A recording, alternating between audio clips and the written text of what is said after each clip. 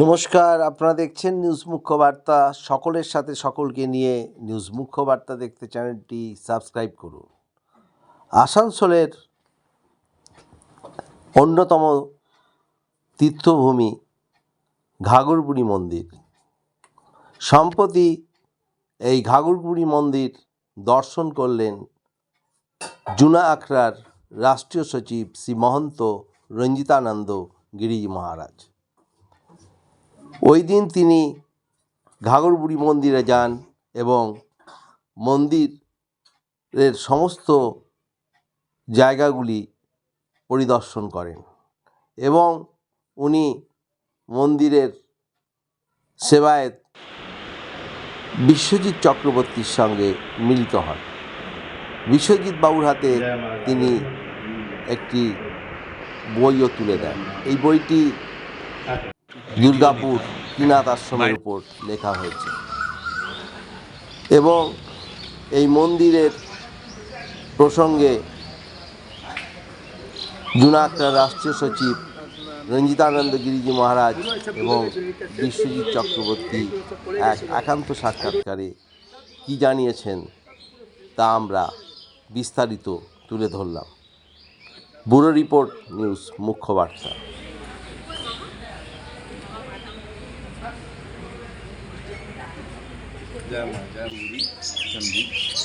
খুবই আনন্দের বিষয়।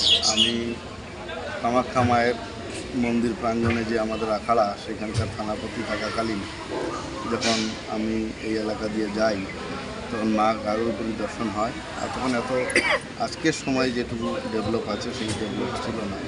মায়ের মন্দিরটুকু ছিল আর আশেপাশে সামান্য কয়েকজন দোকান, এমনি অনেকে পিকনিক মানাতে বা পুজো দিতে দর্শন করতে আসতো। মা ঘাঘরবুড়ি একটা সিদ্ধপীঠ। এই মন্দিরে যারা আসেন তাদের মনস্কামনা পূর্ণ হয়। মা হলেন মা চণ্ডী, দেবী দুর্গা স্বপ্ন আদেশে বলেছেন এবং বুড়ি রূপে যেহেতু দর্শন দিয়েছেন, তাই এই মায়ের নাম হচ্ছে ঘাঘরবুড়ি। তো যিনি আমাদের বিশ্বনাথবাবু আছেন, ওনার পিতাশ্রীও মায়ের সেবায়ক ছিলেন, প্রধান পুরোহিত ছিলেন। ওনার যথেষ্ট সুন্দর ব্যবহার, কোমল সুন্দর ব্যবহার। আমরা যখন এসেছি, এই প্রথমবার মন্দিরে প্রবেশ করে মায়ের মন্দিরে প্রণাম সহকারে দর্শন এবং খুব আন্তরিকতার সঙ্গে বিদ্যাত্মক ব্যবহারের সঙ্গে আমরা খুব প্রসন্ন হয়ে যাচ্ছি, যেটা এর আগে আমি কখনো এত ডিপলি পৌঁছাইনি। আর মায়ের দর্শন বাইরে থেকেই করে যেতাম যখনই আসতাম। এবার ভিতরে প্রবেশ করে গর্ভগৃহে দর্শন করেছি এবং নিজে পণ্ডিত মশাই আমাকে দর্শন করালেন, সঙ্গে থেকে উনি চিত্র নিলেন। তো এতে আনন্দিত। আমরা চাই যে আমাদের এই যে আসানসোল দুর্গাপুর যে হাইওয়ের উপরে যে মা ঘাঘরবুড়ির যে মন্দির, এই মন্দিরের নাম এই এলাকাতে খুব প্রসিদ্ধভাবেই রয়েছে, মানুষও খুব মানে এবং খুব জাগ্রত পীঠ।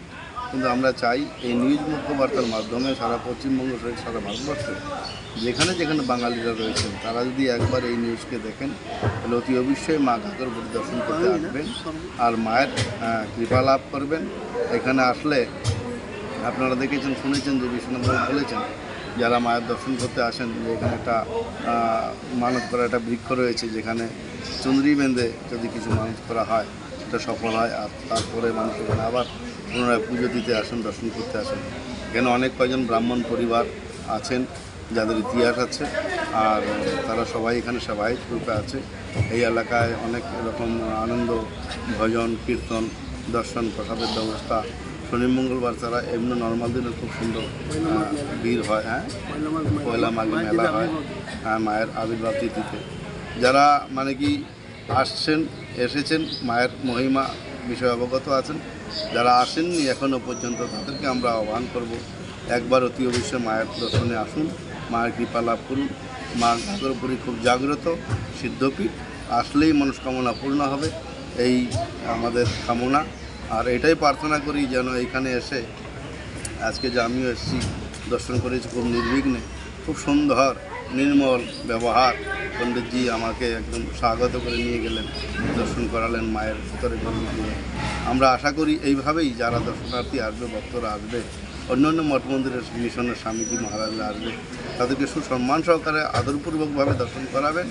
এবং পণ্ডিতজি বললেন, এখনও পর্যন্ত যতই ভিড় হোক, প্রতিটি মানুষকে, প্রতিটি ভক্তকে নাম সংকল্প সহকারে পুজো তথা দর্শন করার আর আমরা চাইবো আগামী দিনেও যত ভিড়ই হোক না কেন শিষ্টাচারের সঙ্গে এই দর্শন মেলা যেন হয় মানুষের, এই কামনাই করব। পুনরায় সবার মঙ্গল কামনা করে আমাদের পণ্ডিতজি মহারাজকে সঙ্গে এত আন্তরিক হৃদয়াত্মক ব্যবহার পেয়ে আমি খুব মুগ্ধ, প্রসন্নিত। আমরাও চাইবো এই মন্দিরের সঙ্গে আমাদের সম্পর্ক জড়িয়ে থাকুক। মায়ের মন্দিরও ন্যাশনাল হাইওয়ের উপরে পাশেই, আমার আশ্রমও ন্যাশনাল হাইওয়ের উপরে পাশেই, তাই এই আশ্রমের সঙ্গে আমাদের আশ্রমের একটা আন্তরিক সম্পর্ক জুড়ে গেল। আর আমরা যখনই এদিকে আসবো অতি অবশ্যই আসবো। মায়ের কাছে কামনা করলাম যে সারা বিশ্ববাসী, রাজ্যবাসী, দেশবাসী, মানব মাত্র প্রাণী মাত্র যেন কল্যাণ হয়, এই কামনায় করে আমি আমার বাণীকে বিরাম দিলাম। जय माँ घाघर बुरी की जय, बड़े बाबा शिव मंदिर की जय, पंडित जी महाराज की जय, ब्राह्मण देवता सेवा सेवक सेविका की जय, এই এলাকার ভক্তগণ की जय।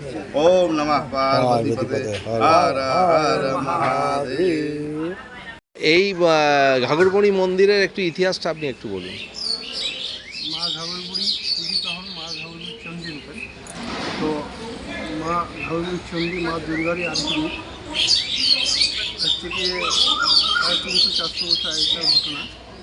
আমারই পূর্বপুরুষ মায়ের দর্শন করে। এই মন্দির চত্বর সংলগ্ন যে গ্রামগুলো আছে সেই গ্রামে তখনকার দিনে ব্রাহ্মণের পেশা ছিল বাড়ি বাড়ি কিছু চাল ডাল নিয়ে এসে তার ছেলে মেয়েকে মানুষ করা। তো যেদিন মায়ের আবির্ভাব দেখা পান সেদিন এই গ্রামগুলোতে মহামারী হয়েছে। মহামারীর জন্য উনি কিছু সে ব্রাহ্মণ তিনি কিছু পাননি, না পাওয়ার জন্য উনি এই নদীর তীরে এসে বসে থাকে যে আমি বাড়ি যাবো, বাড়ি গিয়ে ছেলেমেয়েকে খাওয়ার চাই, বসে যাবো, তা আমি নিজেকে নিজের জীবনটাই দিয়েছি। উনি বলতে বলতে উনি তন্দা চলে আসেন এবং ঘুমাচ্ছন্ন হয়ে যায়। তখন ওই সন্ধ্যার টাইম ছিল এটা। সন্ধ্যাবেলায় ওটা গিয়ে তখন দেখেন যে এক বুড়ি হাতে লাঠি নিয়ে সাদা চুল আর লাল পাড় দেওয়ার শাড়ি পরে এক বুড়ি ওদেরকে উঠাচ্ছে যে ওর বাড়ি যা, সন্ধ্যা হয়ে গেল। তখন উনি নিজের কাহিনী, নিজের কষ্টের কথা ওনাকে বললেন। তখন বললে তুমি তখন হাসছেন, শোনার পরে হাসছেন যে মা আমি নিজের কষ্টের কথা তুমি হাসছো। ও আজ আস্তে আস্তে কোনো একটা বয়স্ক মহিলা এসছেন। তখন উনি বললেন ঠিক আছে তুই এক কাজ করো, ওনার আসল থেকে 3টা পুস্তক খণ্ড দেয় ওনাকে, যে 3টা পুস্তক খণ্ড দিলাম আমি যেখানে আসি সেখান থেকে গাড়ি এখানে রেখে কিছু না পেলে নদীর জল দিয়ে পুজো করি, তার তো কোনো কষ্ট থাকবে না। এবারে আমরা মনুষ্য যাতে সবসময় সব জিনিস বিশ্বাস করি করতে পারি না, মানুষ তো ওরা মহিমায় তখন বুঝতে পারেনি উনি। তখন উনি সে খুবই তো অদৃশ্য হয়ে গেল ওই বুড়িমা। তখন আমার যে পূর্বাপুরুষ ছিলেন উনি তখন ওই পুস্তক রেখে বলে সে কালকে দেখবেন বলে গেছে বুড়িমা, কালকে তখন দেখবে। উনি ওই বলে ওখানে রেখেই উনি চলে যান বাড়ি থেকে ভোর রাত্রের দিকে আমার স্বপ্নাদেশ পান যে তুই এখন ঘুমিয়ে আসিস, তোকে যে বললাম এটা করতে তুই এখন করিস নি। তখন উনি বুঝতে পারেন যে তো কোনো মানব নয়, এটা মানব। তখন বললো মা আপনি কে? তখন বললো আমাকে যে রূপে দেখি সেরকম তুই তো পুজো করবি। আর আমি মা দুর্গা আরেক রূপ ঘাগরবুড়ি, যেহেতু আমি ঘাগরবুড়ি রূপে দেখা দিয়েছেন ওই ঘাগরবুড়ি চণ্ডী। তারপর থেকে বর্তমান সময়ে আস্তে আস্তে মায়ের আবির্ভাব হওয়ার পর থেকে আস্তে আস্তে লোক সমাগম হয়, লোক সমাগম হচ্ছে। বর্তমানে এখন ঘাগরবুড়ি গোটা ভারতবর্ষ ছেড়ে এখন বিদেশেও মায়ের মন্দিরের নাম, মায়ের নাম। ভক্তরা আসেন, পুজো দেন এখানে। আমি মনে করি যে আমার এই মন্দিরে যে এখনও আমি যেটা আমার জেনারেশন যেটা দেখছি যে এখনও পর্যন্ত আমরা প্রত্যেকটা পুজো এক একটা ভক্তের পুজো আমরা নাম গোত্র সংকল্প করে পুষ্পাঞ্জলি দিয়ে শান্তিজল দিয়ে টিপ দিয়ে তবে আমরা তাকে ছাড়ি, সে যতই ভিড় হোক আর যাই।